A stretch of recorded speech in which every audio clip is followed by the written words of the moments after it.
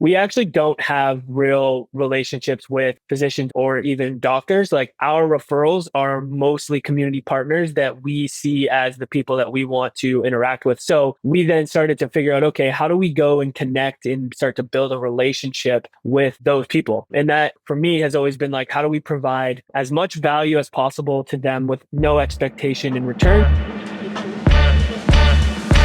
Kick it.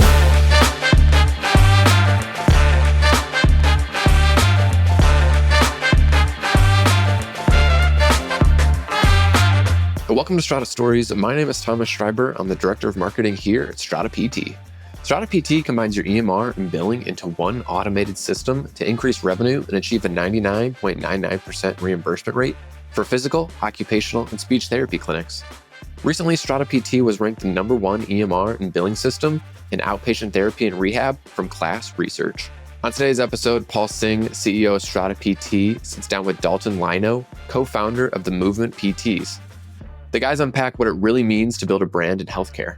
They dive into why branding can supplement or even replace traditional referral sources in private practice, what branding actually is and why it's important and more than just a logo or tagline, and lastly, the power of building value-driven communities with no strings attached. If you'd like to learn more about Strata PT and see how our EMR and billing works, head over to stratapt.com to book a demo. Now, without further delay, here's today's episode. The healthcare industry really is no different than most other industries in the sense that most businesses, either local brick and mortars, but even like big established brands, most of them don't really think about brand at all, or they think like about nothing other than brand. Like there's no middle ground between it. And so the way I kind of think about this is that like if you talk to me personally, I don't know, 25 years ago, and you said, "Hey man, brand matters," I'd be like, "Get out of here. I don't even know what that means. Like if I can't touch it, it's not real." And I think I don't know I don't know what the tipping point was for me as a consumer, but I like to think that it was one day when I was telling you in the pre-show, I like to run a lot, right? So I like go through running shoes probably once a quarter kind of thing. And typically I just go on Nike.com and I just buy the Pegasus 42, whatever the latest one is every 4 months or whatever. And for whatever reason, one day I just happened to pass by like a Foot Locker, and this must have been like 10 years ago. And I was like, oh, you know what? I'll just go in there and get one. And I remember staring at this wall. I was like, holy shit, there's a lot of shoes. Like I'm used to just going to Nike and figuring it out. And so now I'm standing at this like wall of like 80 shoes. And then my wife always jokes that I can't enjoy anything. Like the bad joke in our family is that I'm like a decent dad, but a blood-sucking capitalist, and I can't enjoy anything because I just want to know how it all works. So I'm staring at this wall, and my wife's like, "What are you doing? Let's just get the shoes. Let's go." And I'm like, that's a lot of shoes. How do you pick? And she's like, "What do you mean? How have you always bought your shoes?" I'm like, "I just go to Nike.com." And so we had this conversation in this store, and she's like, "Well, why did you go to Nike.com to buy the shoes?" And I'm like, "Well, when I started going to run in high school, my coach said buy the Pegasus 13s or whatever they were at the time. And so I bought them. And then as I got older, I just liked them. And so I just bought more of them." And so she's like, "I don't get it. What's going on? Your brain's broken." And I'm like, "I just didn't know there's like 80 different versions of shoes in 5 different brands." And I know that makes me sound like an idiot, but my point, I'm going to bring it back to PT as well, is that like the interesting thing is that maybe brand doesn't really matter until you realize it's all that matters, because at the end of the day, the hardest thing to do is to acquire a new customer, because once you do, it's brand may or may not be the reason they initially come to you, but it certainly is the reason they stay with you. And so anyway, I just think it's really interesting because your content, and we'll put links to your content on the show, because on YouTube, everywhere else. But I think it's just interesting because PTs, at least by and large, most PTs don't think about branding. They're thinking about their training, they're thinking about the license, they're thinking about the outcome, and these are really important things to think about. But at the same time, if you're not running your practice like a business, then you're inevitably going to run into this problem where you're going to flatten out or plateau on your patient acquisition and all that stuff. So let me pause there for a second. I know people will be able to like click through and figure you out and who you are, but you want to just talk real quick. What is the movement, who's Dalton? Give me like the 60-second, and then let's go from there. Yeah, for sure. I have a ton of thoughts on those comments that you had at the start. So let's put a pin on that and come back to it because I think there's a good thing there. But yeah, my name's Dalton. I am one of the three owners of the Movement Physio and Performance in Dundas, Ontario. We're just outside of Toronto. A little bit about me. We started the movement as an Instagram page when I was in physio school with one of my business partners now. We just started posting content for fun back in 2017, more out of just like a little bit of frustration with how we were getting taught in school, kind of wanting more. And I think at that time, I always call it like the first wave of physio influencers were kind of already out there on Instagram and we were following along and we decided we wanted to jump in and be part of it. And so we started posting content. We committed to posting one post every day for a year. And we accomplished that at that point in time. And our Instagram page grew and we started a podcast and we really started realizing what branding was all about. So it's kind of interesting because we started as a brand before we became an actual like brick and mortar business. And then we leveraged that brand into the business that we now run today. So there's a lot of like cool learning experiences I think that we had from that, and a lot that translated over really well to what we do here, and then some stuff that didn't necessarily translate over. And there was a lot of learnings from that. But I spend most of my day running a business, still treating, growing the brand. I'm a big runner as well, so I'm doing a lot of running, strength training, that kind of stuff. So I have my hands full with a lot of different stuff. That's awesome. Let me make maybe let me put an assertion out there and see if you agree, disagree, or like go a different direction. But I think uh, um, the so I think a lot of people's fear with branding, that conversation about branding is maybe I would say there's a lot of reasons why people shy away from this conversation, but I suspect it really boils down to maybe one of two of the most common excuses why people will spend zero time thinking about branding. Or, I think the first is I think when people think about what it means to brand yourself, they instantly think it's about having a social media account. But really, that's not true. When you think about branding, social media is just potentially one channel. There's other channels too. It could be the local newspaper. It could be the local soccer team. It could be the local, professional baseball team. The point here simply is that there's the there's the brand and then there's the medium. And I know you just talked about like social media, but I think the first reason why people kind of shy away from this because they're like, I'm not a social person. I don't know how like TikTok works. And it's like, well, hang on. That's how you get out there is we haven't gotten there yet. Brand, let's start with brand. Like, what is brand? And now the second reason I think people shy away from brand is it's really hard to measure. It's one of those things where it's like, you don't really know if it worked or not. And that's really difficult. Do you agree with those two things? Or do you find that there's other excuses that you hear from people when they like, when you try to talk to them about this? Yeah, I definitely agree with that. And I think like you hit it on the head. I think people think branding. I always think people think branding is a logo.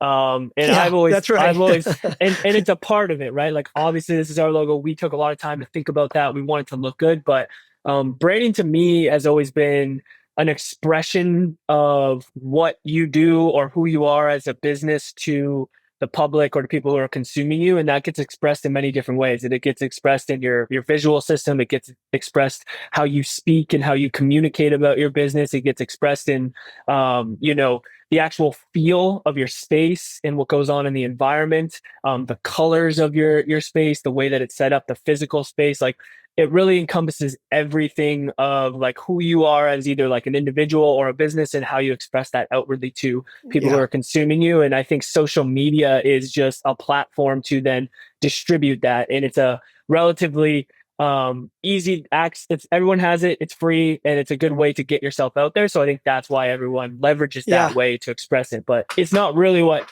brand is. And ultimately you spend a lot more time behind closed doors brainstorming and writing things down and developing what your brand is before you ever put it out. At least that's what we did.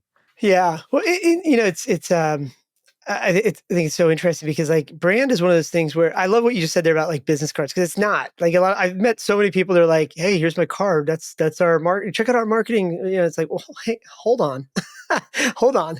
I think it's interesting because okay, so I have this saying personally that like brand isn't what you say or do. It's really how other people perceive you, how they describe you. So that's part one. Part two is that, and again, I mentioned in the pre-show, I do a lot of like startup investing. So I end up meeting a lot of like technical founders, self-described nerds that think that if you just build it, the world will come to you. And I say that respectfully, of course. But so the second thing I think about brand, and I like to explain it to a lot of the founders that I invest in, is I get on a whiteboard usually, and I draw two dots, and I label one dot love and the other dot hate. Right. So if you can imagine this, there's a dot over here and it's labeled love, hate is the other dot. Okay. So then the question I ask, and I'll pose it to you. Uh, what does the line look like between love and hate? I promise we're going to bring this to brand because it is brand. It is the core, I think, feeling or the core thing of brand. But what do you think? What does that line look like? In terms of like how it's But shaped. yeah. Yeah. Like in other words, is it a straight line between love and hate? No. No, it's actually when you draw it. So then now imagine I got these two dots. Then when I'm trying to make the point, I draw it as a trough, and then I label the bottom of the trough indifference. And so then usually, these technical founders be like, what are you talking about? And I'll say like, look, here's the thing. You think that if you build the thing, and in the context of PTs, you think that because you've got a degree from that university versus that degree, that you think that automatically that you're at the love state, that everybody's going to say love, right? But the reality is that, and now let's go back to personal lives for a minute. Uh, if you love somebody, you think about them all the time. And I don't care who you are. If you hate somebody, you think about them all the time. But everybody in the middle doesn't matter. You never even think about those people. And that's what most companies are at the beginning. That's what most PTs are at the beginning. And not because they're unique, but rather we're all humans with a very limited amount of time and attention in our brains. And so to make this point even further, at my office, these days I'm at home, but at my office for the investment stuff, I actually have all these conference rooms, but one of the conference rooms actually has a one-way glass mirror. I know this sounds creepy, but just hear me out. Often, every once in a while, I'll meet like founders that just have like a lot of pride's not the right word, but they're just like really like, they just think that their thing is the best thing in the world, right? And so what we'll do is like, we'll set this up in a way where they don't realize what's happening. So if you can imagine it, there's a conference room in there with a one-way window, and I know it sounds creepy, but just hear me out. And then there's a meeting area outside that one-way window that nobody can, you can just kind of hang out there and look in the conference room.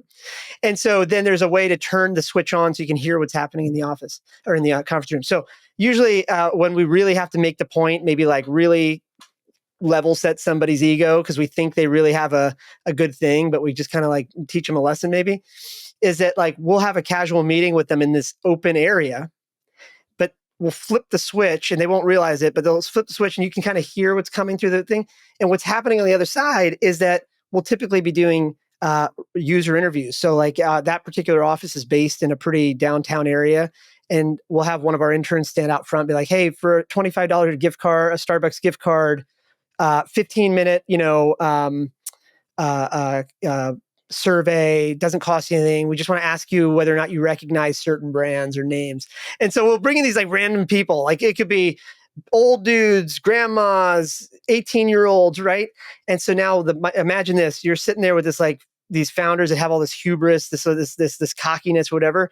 And now all of a sudden, just in conversation, you hear over here, like, hey, have you ever heard of Nike? Yeah, yeah. Have you heard of like Under Armour? Sure, yeah. Have you heard about Google? Oh yeah, of course. LinkedIn? Oh yeah. TikTok? Yeah. And then you're like, and then all of a sudden they'll be like, they'll know who this founder is. So they'll say, and have you heard about Acme?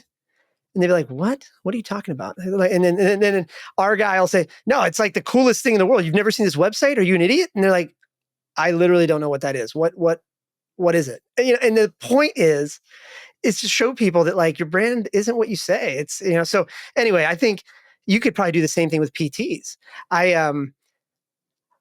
My marketing team thinks this is a horrible idea, by the way. But one of the things I've always talked about is maybe doing a session like this, but rather than have a guest on, open, like screen share my computer, open an incognito browser, change my VPN location to like Hamilton, and then type in PT near me, and then click the top 10 links and see if they're really differentiated and just kind of roast the pages. And my marketing team's like, you probably I shouldn't. like that. It's like, don't make friends that way, buddy.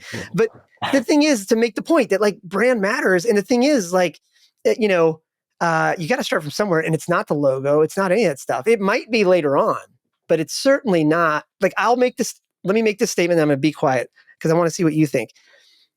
I think that like the parts of brand that you can touch, like the cards and the hats and the whatever, those things should not matter and don't matter until you're making $100,000 a year as a business owner. In other Yeah. words, maybe before you get to $100,000, maybe it's really just about like, go buy a referring physician a lunch and don't be weird. And do that 20 times to 20 different physicians and just don't be weird. Just, you got to like the grind. Anyway, so let me pause there. What do you think? Like, what do you think the playbook should be for a PT? I know you've got like the courses and stuff, and I'm not trying to like bypass the course, right? But for somebody listening to this now that's like, trying to, they're either trying to start their career as a PT or maybe they're trying to start their practice. What's like the high level playbook for somebody that wants to establish a brand? What does that even look like? What does it mean? Yeah, it's a good question. I think for me, it's always been identifying.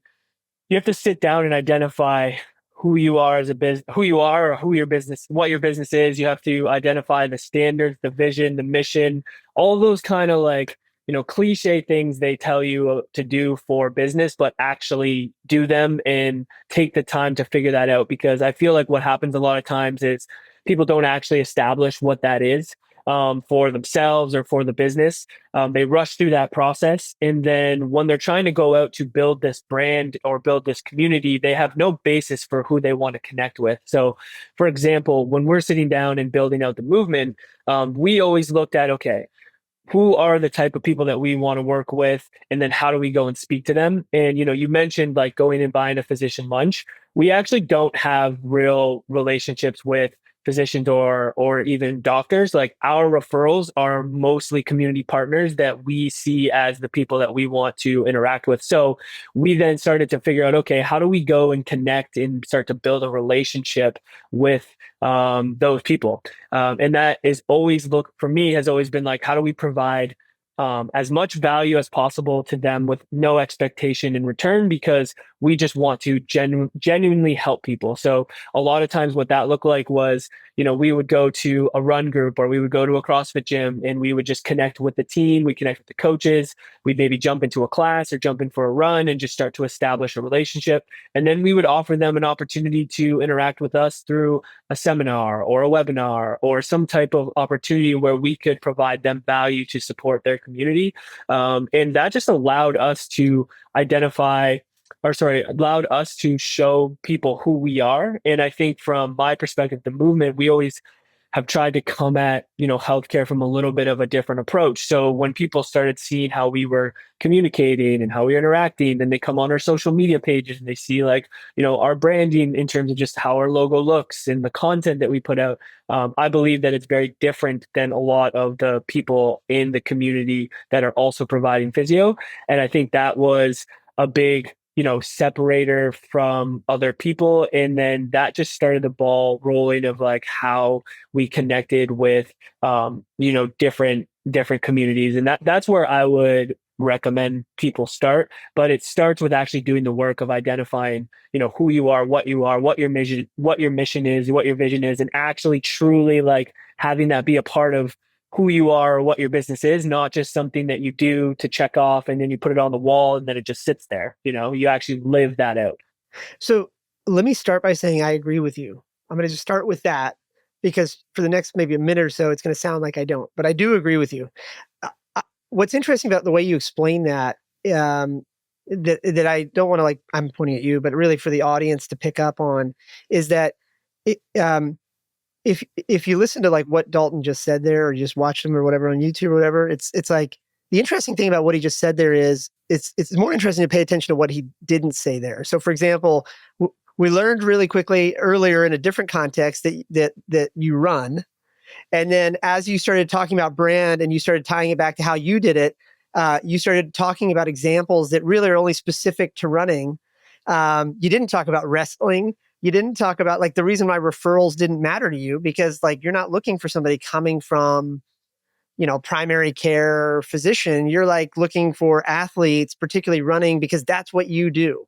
It's not like, and so I think for the audience, I think the thing to think about is like brand is one of those things that feels really abstract. But, if I was to like, knock back 3 beers and just give it to people straight, the idea is that just don't before you get to like the exercise that you just mentioned, like you got to think about who you are. Like that's an important exercise. But if that's too abstract, just think about what you do every day. Like for the audience, like what is it that you do every day? And let's maybe try that niche and go in. Because what I find interesting about you, for example, Dalton, and there's a compliment in here somewhere, is that like the result of what you've done is, yeah, you've got the Instagram account, yeah, you've got like all that stuff, right? But what I thought was really interesting about, as I was digging into your background, is you've actually got a Strava run club, which I think is so genius, right? Because because here's the thing. I mean, and for the audience, I know this sounds kind of abstract, but hear me out. The thing about social media as a PT, for example, is that it may be hard, of course, right? But the actual really difficult thing is even if you explode on social media, you can only really serve the patients that are within 20 minutes of you. Now, let's for a moment put aside info products and whatever, just for practical purposes. The average business owner, like if they really ended up blowing up on TikTok, that's cool. But how do you monetize that when you might have 1 million views all over the world, but you live in Kelowna, British Columbia, and there might only be 60,000 people within a 10-minute or 10-mile radius, 20-mile radius. And so, but what you did there is like, it's so fascinating with Strava is that you're going deeper into the niche. Like most people won't know what Strava is, but if you're an athlete, Strava is like basically what LinkedIn is to, professionals, Strava is to athletes. Like I look at my Strava every day. I'm like, oh, who's this weirdo that keeps liking my runs? And so, but that's so genius. And I think there's a lesson in that for people here, right? It's kind of like, oh, you want to work in pediatric PT? Well, I don't know. Maybe rather than hanging out at the local business networking club, you sponsor the local kids soccer team, t-ball league, baseball league. By the way, that's super cheap. It's nothing crazy. These are like 6-year-olds. It's not like they don't need like fancy dinners. It's $200 to get on the logo on the shirt, So I just think it's really fascinating though. Like your ideas are really, I just wish more people talked about this, because I never want to make these things about, the business I run or anything like that. But what's really difficult, I will say, about our business is that we often meet a lot of PTs, OTs, and things like that, are struggling with their business, and nothing we or anybody else can do will help them because they just can't break out and get enough patients to keep it working. And it's because like nobody is really amplifying these kinds of conversations. Like, hey, cool, you got your degree from whatever. Okay, cool, you got credentialed with the payer. Okay, cool, you leased a space. Okay, but now you're sitting there and you're waiting for somebody to walk through the door. That's not cool. Like maybe we should have spent 80%. So here's the thing I'll say, and I'll be quiet.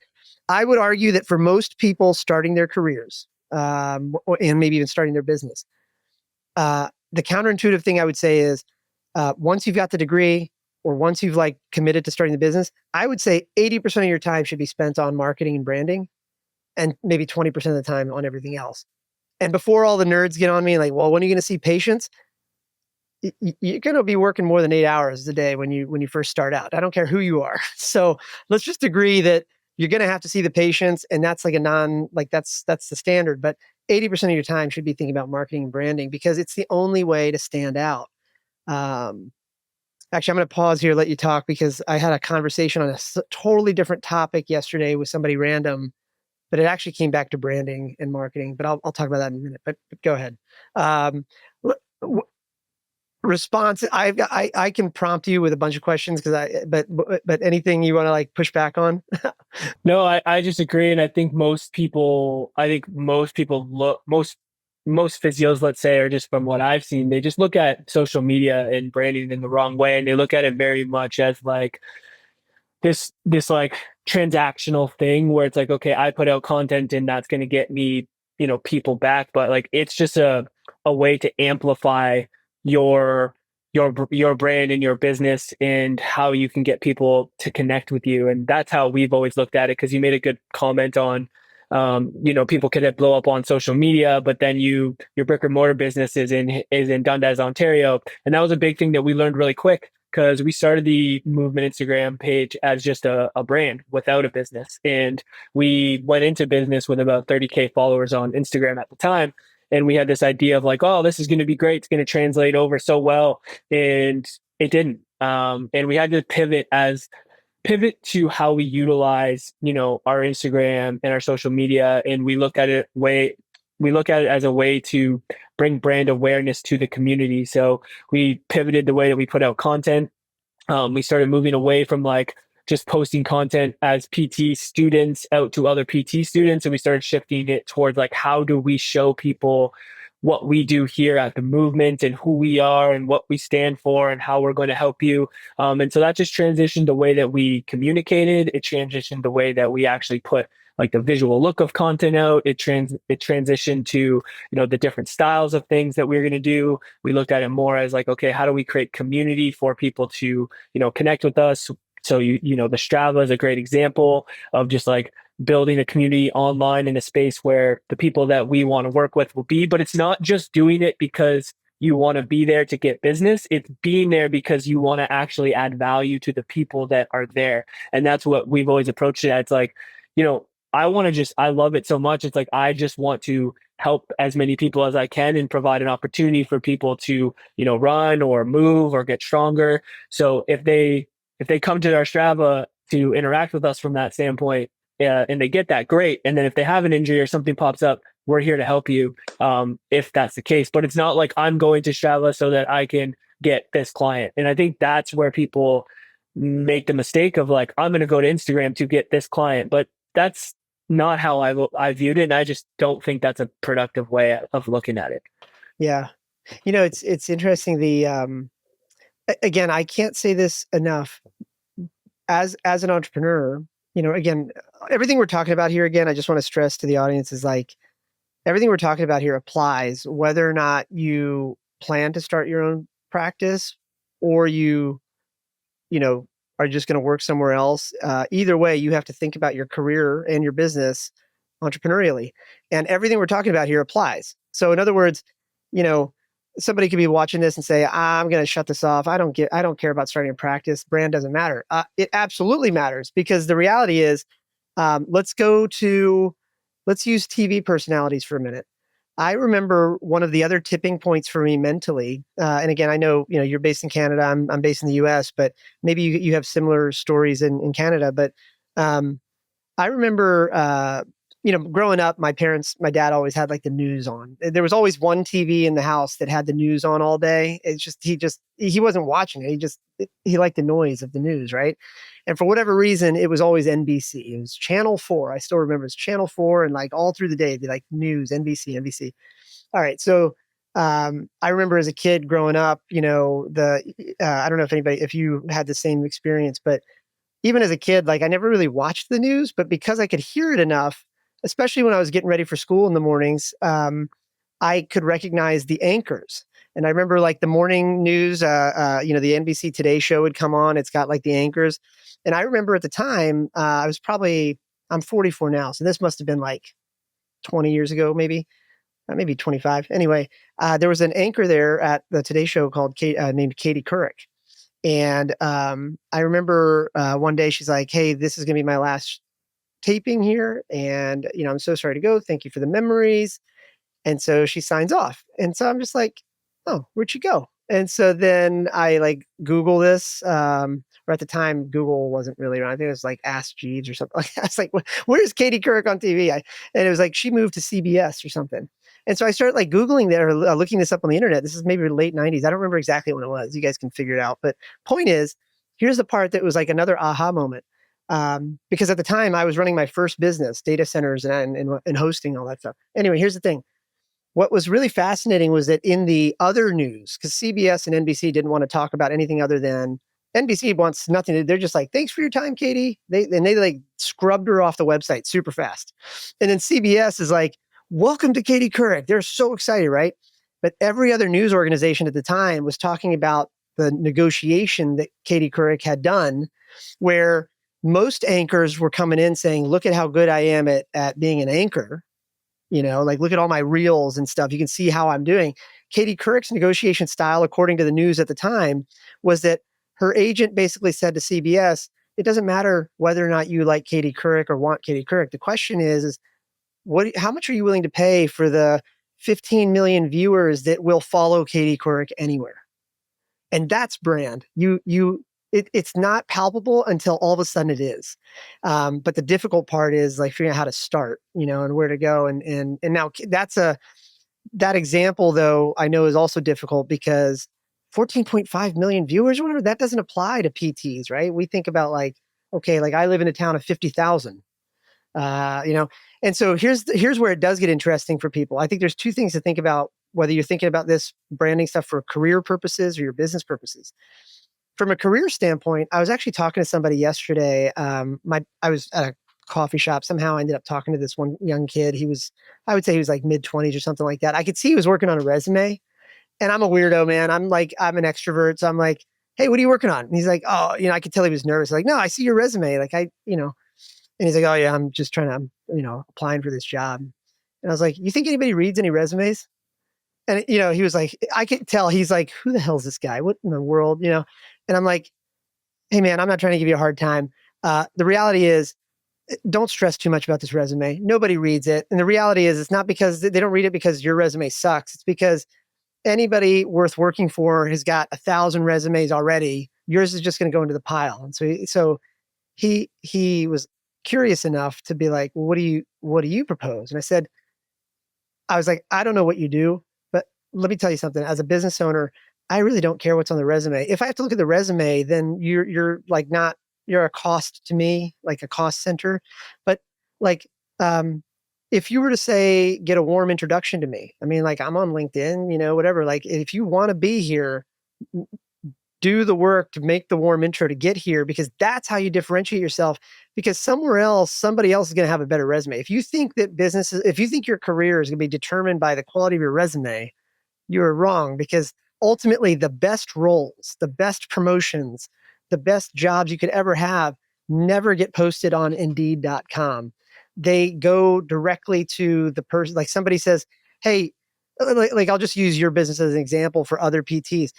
It'll be like a practice owner says, hey, I really am starting to see more runners in my clinic. I need to figure out which PT like really owns runners or something like that.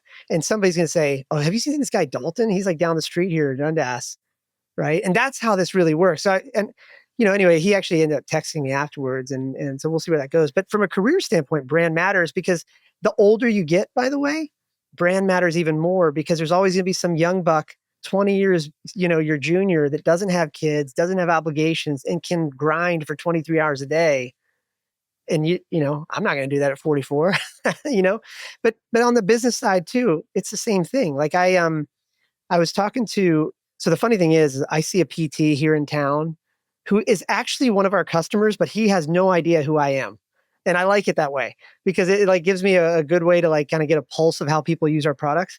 Anyway, so I was in there like maybe 2 months ago, and I was like, hey man, yeah, I get this thing, my knee's just bugging me, and I got this like, marathon coming up. And so the interesting thing was, one day I said to him, I was like, hey, I'm worth like $1,200 to you. Now, by the way, this what I'm about to tell you in terms of a story is, it's unique to the US, right? It's not, the Canadian healthcare system is totally different, of course, right? But here, private payers, all that stuff, insurance reimbursement.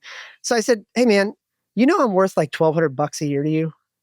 And he's like, what are you talking about? By the way, this is a small practice. It's probably, he owns it. He's probably got like 5, 6 other clinicians, whatever. I was like, hey, I'm worth like $1,200 a year to you. And he was like, what are you talking about? I said, hey man, I don't know. I'm just saying, I read my insurance paperwork. I know they pay you like $100 every time I come in. I know statistically twice a year I have to come see you. And I know that you inevitably tell me, hey, Paul, you're going to have to see me 5 times in 3 weeks and whatever, And I know they pay you $100. So like, I just do the math, multiply it out. And he's like, where are you going with this? And I was like, I came to you because your location happened to be across the street from my kid's school. That's honestly how I found you originally, was like, I had trouble a couple of years ago. I was dropping my kids off right across the street. I searched PT near me. You happen to be right there because Google knows where I'm at. I clicked through. I called the number. You guys had availability like that afternoon. So I came, and then I just kept coming back because it was just easy. And so he was like, what's the point you're trying to make? And I was like, well, the point is that, like, why, if an individual customer just shows up to you and is worth this much, shouldn't you immediately be thinking as a business owner, like, how do I get more of these? And the fact is your proximity to a location was the reason I came in. But what about any other marketing? Because I don't see you anywhere. You're doing nothing. You should be doing case studies on people like me, or case studies on other patients. Like, do something, because it's like the like you're. We started talking about brand. That's why I brought this up to you, is because like I ended up talking to him about this. Like, so I was like, so what is your brand anyway? And we have a good relationship, by the way. People probably think I'm just such an asshole customer to everybody, but I'm not. I like to talk to people. So he goes, I was like, what do you think your brand is? And he was like, what do you mean? I was like, no, come on. What's the brand? And so he like, pulls out his business card, and I was like, okay, what are you showing me? He's like, oh, well, you see the logo? And I was like, your logo sucks, dude. I don't even know what your logo is. I know you by name. Like that, when I talk about you, I say your name to people. I don't say like whatever rehab. I just say you, you know? And so he goes, well, what do you think the brand is? And I said, well, I said, one day somebody asked me, because I run too, right? Just like runners talk to other runners, right? And so one day I was talking to a buddy of mine who is in the neighborhood here, who was like having trouble with like his hip or something. And as we were just kind of out on a jog one day, Jimmy was like, "Hey, I've got this thing in my hip," and I was like, "Dude, I go to this guy. Here's his name. Here's his phone number. You got to go talk to him." I was like, "That's your brand. It has nothing to do with your logo. It's the fact that like you fixed me, and now I talk about you, but I do it." So anyway, let's get to the nerd stuff here for just a minute. I'm a hardcore nerd about this. So over the years, as I got more and more into at least trying to understand brand and all that stuff, one of the other things that was really like an aha moment for me is this, there's a bunch of research that says that at any given time, only 3% of your target market needs what you provide. And this is research, right? So this is a generic research study that considers everything from physical therapy practices to plumbers to social media consultants or whatever. Is that in any given time, in any given market, only 3% of your audience is ready to buy. Now the tricky part with that is you don't know when they're ready to buy at all. So not only do you know which 3%, you also don't know what time of day, night, or whatever they're going to buy. And so really what that forces you to kind of come to terms with as you think about brand and marketing is that in a world where you don't know when somebody's going to need your service, in a world when you don't know how to, how to acquire, you kind of have to be everywhere. So maybe the first part of the playbook for anybody starting out in their careers or starting their business in terms of brand is like, just be visible, show up everywhere you can, and like, don't be weird about it. And then as you refine it, you get better and better. Like it's like, and one other example, it's like Mr. Beast. I don't know. People probably know who Mr. Beast is. It's probably hard to consider anybody else ever becoming Mr. Beast because everybody sees is what he is today. But until you like sit there and again, I'm a nerd. My wife says I can't enjoy anything. if you just sit there on his YouTube channel and then scroll back to the oldest videos, all the way back, you realize like the first videos were on his cell phone and like kind of janky. They were like, they were real good. And that's when you have to recognize that like what you see, when you see a brand today, like if the goal is to become Nike, I'm just going to use that because your audience will know it too. If the goal is to be Nike, you're not going to be there. You got to remember those guys are like 50 years old. You got to go all the way back to like when Nike started. What did they do? Phil was just strapping shoes on the runners and seeing if they didn't break. They didn't have everything they had now, right? And so really, it's just get out there and do something. Yeah. Yeah. And I think that's going to become more and more important in the physio space. And I think the internet and social media actually unlock that because people have more access to do research and learn about the people that they want to work with. So gone are the days when it was just about location or it was just about like a quick Google search. I still think there's a lot of value in that and being, searchable and whatnot. But a lot more people have access to learning about the people that they're going to consume from. And I think the in the physio space, the physios that develop their brand and they're out there and people are aware of who they are and what they do, you're going to continue to separate yourself because it's not just going to be that simple control that used to be, right? And you talked a little bit about with the news anchor, and then even at the start with regards to your shoes, you just went to Nike because that's all you really knew. But now you walk into an opportunity where there's tons of brands on the wall, and now you're like, well, who do I pick? And that's the same thing what happens when people go to look up physios. So there's thousands of options out there, and if everything looks the same, the people that separate themselves and put themselves out there and develop an actual brand and show people who they are, you're now going to be able to connect with those people that are looking for you and they're going to come and find you, versus like just clicking the first thing that comes up on a Google search. And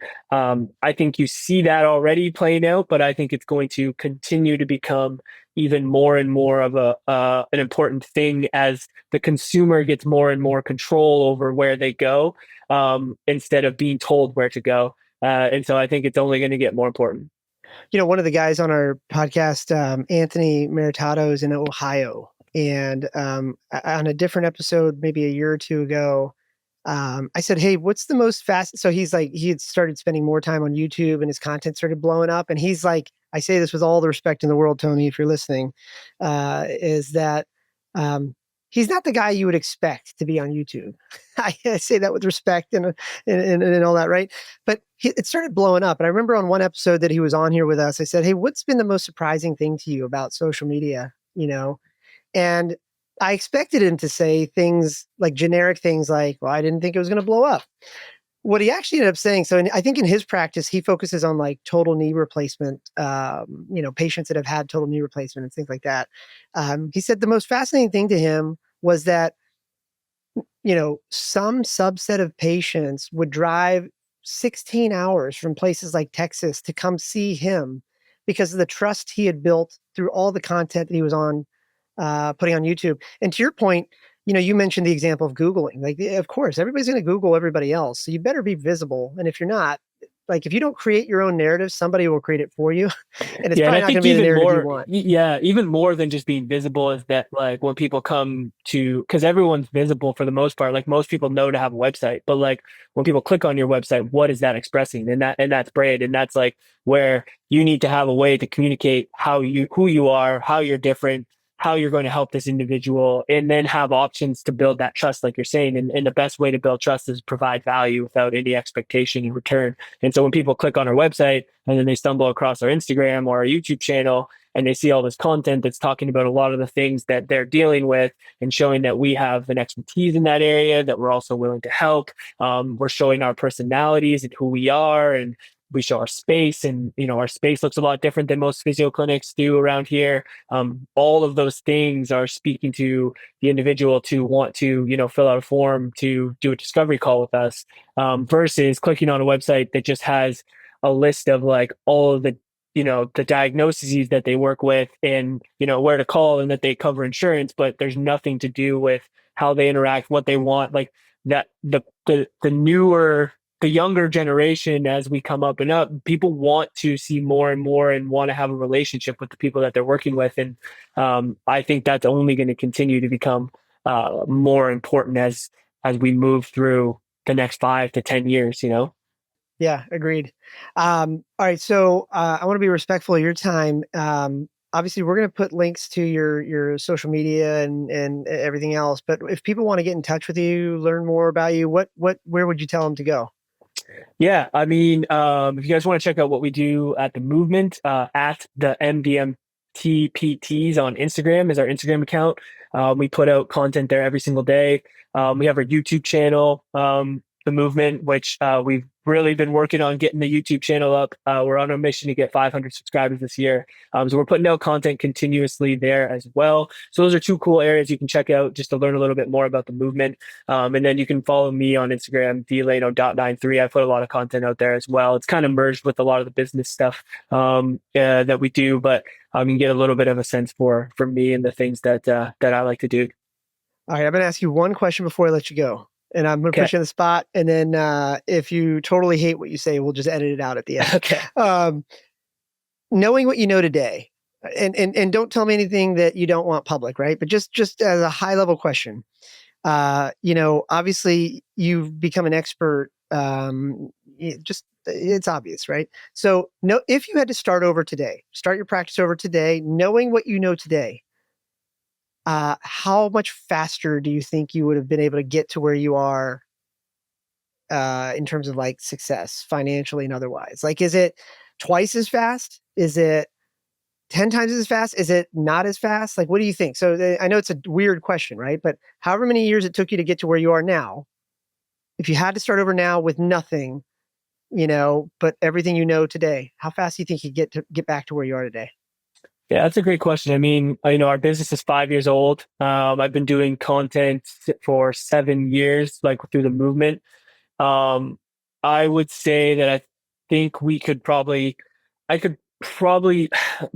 we could probably get there a little bit faster, maybe a couple years. But if I was to start over, the only advantage I would have is I just know the little kind of learning lessons that take time. So like how to develop content, how to like edit, how to write copy, how to go out and communicate with different people. Like I learned how to develop those skills over the last 5 years that now I know. But I would say the approach I would do, I would go exactly the same because I think that it's still relevant because it's only been 5 years since I launched the business. But I would take the same blueprint, but I would just have learned all the little nuances of how to just like connect and waste less time on creating the content because I've gone through the process of how to create it. But to be honest, I don't think I would change it outside of I would have started YouTube 5 years ago versus focusing on YouTube about for the last 2 years. That would be the only different strategy I think that I would take. I think long form content is becoming it's been really popular, but it's becoming way more popular. I don't think physio does long form content well. I think there's a lot of opportunity to have success in that. So if there's anyone out there looking to take advantage of an opportunity, I think people who can do long form video really, really well and kind of show the essence of what they do and their brand and how they interact with people. I really think that's the move. And what I've always liked about the healthcare space, which I think is an advantage, is that we're very much behind a lot of other businesses and brands that are utilizing these things. So you can actually go and learn from these other brands that are already doing it, having success. And because healthcare, and I think specifically physio, is a bit far behind in implementing that, you can actually just go and implement that and have great success by modeling some of the other brands and businesses that are having success using the same kind of tactics. So yeah, that's my last little 2 cents on that. I love it, man. I love it. Thanks for listening to another episode of Strata Stories. Strata PT combines your EMR and billing into one automated system to increase revenue and achieve a 99.99% reimbursement rate for physical, occupational, and speech therapy clinics. If you'd like to learn more about Strata PT and see how our EMR and billing services work, head over to stratapt.com to book a demo.